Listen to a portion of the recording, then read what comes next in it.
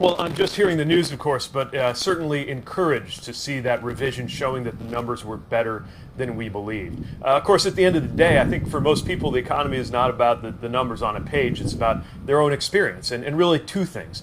Do I have a job? And can I afford what I need? On the first front, the U.S. is doing extremely well, exceptionally well. 3.5% unemployment. That is as low as unemployment has been in my entire lifetime.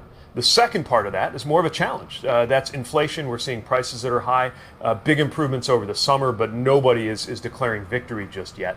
And of course, part of that issue with inflation, which is the president's top economic priority, is things like shipping costs and supply chains, which is exactly why we have such a focus on that at the Department of Transportation. Yesterday, I was in Nevada, where we're investing in highway and rail improvements to create an inland port by an industrial park there that's going to help with supply chains in the West. The day before that, I was in Tampa, where we're investing in added berth capacity for the port there so they can get more ships in and move the containers on and off those ships more efficiently. All of those things, long term, are going to help with inflation, even while we're taking more immediate measures in the short term. So that in addition to that very, very high employment that we're seeing right now, that low unemployment, we also see things cooling off in terms of prices.